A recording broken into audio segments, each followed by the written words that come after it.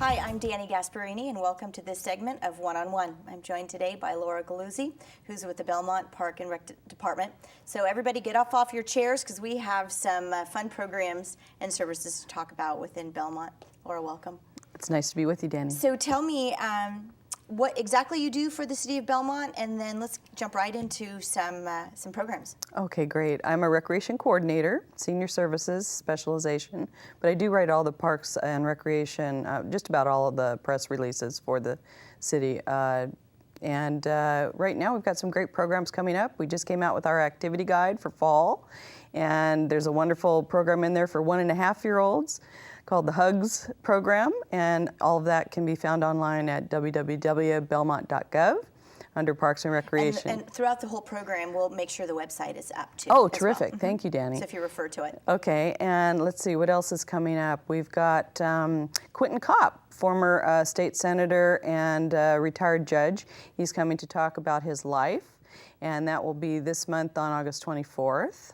And all of these programs you had mentioned very briefly in the beginning are in the community guide that's mailed to all the residents in Belmont? Yes, ma'am, they are. And then if I don't live in Belmont, I wouldn't get the community guide, but I imagine I can jump on your website. And is it appropriate for me who lives outside of Belmont to come and visit Quentin Kopp and listen to his lecture? Absolutely. We don't have any kind of a border patrol in Belmont.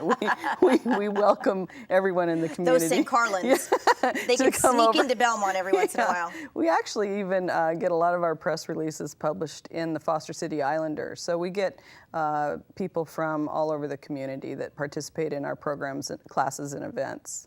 And you had said in the beginning that you are, or your focus, coordinator for senior services. Tell us a little bit more about that.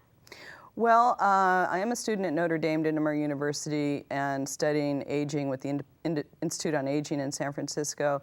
So it's a real love of mine. I was a retirement community marketing director in Hawaii for a long time ago, so I'm back to working in aging again, and I just love it. And what I do is I come up with programs along with the other recreation coordinators and our supervisor for seniors and events we think they might be interested in participating in. Let's see, this fall I'm doing a how to write a press release and beginning flyer class, and we have a Cook's Corner group that we've started. I do cook the birthday lunch once a month for the seniors. We celebrate everybody's birthday in that month, and it doesn't have to be your birthday to come. You just come and sing happy birthday to those that have a birthday. So I guess the message is just get up, get out, get active. Absolutely. There's something for everyone within Belmont Park and Rec. Oh, yes. Belmont Park and Rec Department, right? Oh, yes. So in the senior services, where do you typically put on your programs? Is it at Twin Pines? Oh, Where sure. are you doing these kinds of programs? Yes, we're located at the Twin Pines Senior and Community Center in Belmont. It's in between the Art Museum and the Parks and Recreation Building inside Twin Pines Park. We're just adjacent to the Twin Pines Meadow, where we're going to be having our movie night coming up. I believe that's August 27th. It's a Friday evening. And then movies in October will be moving with our partner, the Belmont Library, and they'll be showed up there. And they call them First Friday Films. And are they inside or outdoor? Those will be inside at the Taub Room, but we have them outside in the meadow. So as well? Yeah.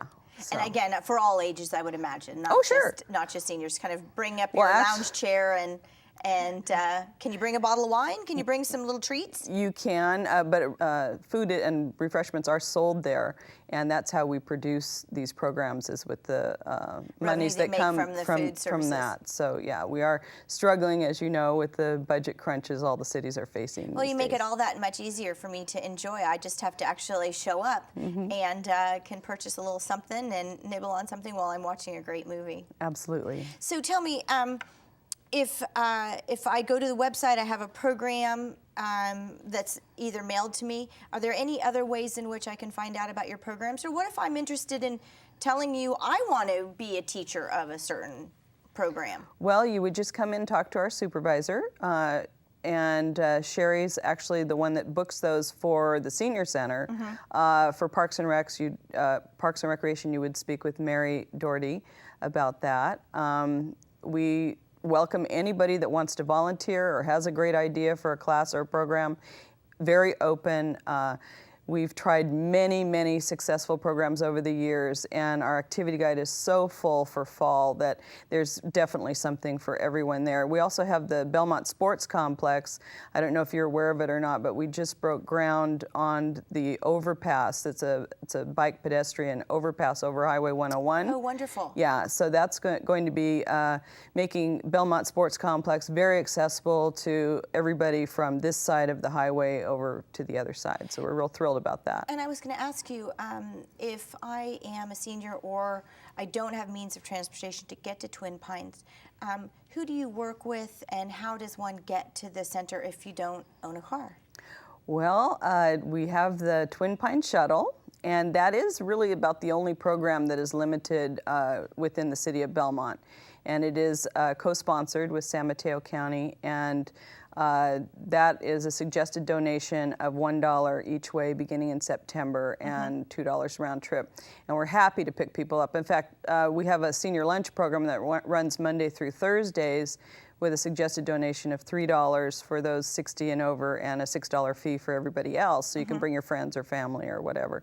And the transportation then is terrific because we can pick the senior up at their home, bring them over, Wonderful. have a great lunch, socialization with everybody, participate in some of the programs, and then we bring them back home. So that was going to be my question is, are they picking you up sort of door to door, Oh, or yeah, do you have to door to actually door. walk to a certain corner or a pickup site? That's wonderful and very convenient. And how does one sign up for that? Very easy. They just come into the center and they fill out a little intake form and then sign up on our sign-up sheet and what time they want to be picked up, and we do our best to accommodate it. That is awesome. Ensure you that the people who need to get to the programs will get to the programs, because this is all about getting out of the house, getting up off the couch, being active, having some social interaction with others. I think makes for a healthier community, and is probably what you're after. Absolutely, in the Twin Pines Center. Dani, and in fact, I'm so happy you mentioned that, because we have a wonderful seminar that Don Whedon, a principal planner, will be talking to anybody that wants to attend on September 28th about aging issues pertaining to how cities will handle the senior tsunami that's coming. And by within 20 years, I don't know if you're aware of this or not, but 1/4 of San Mateo County will be people 65 or older. So the demographics are seriously changing. We need to take care of that now and be educated now on how to handle all those seniors.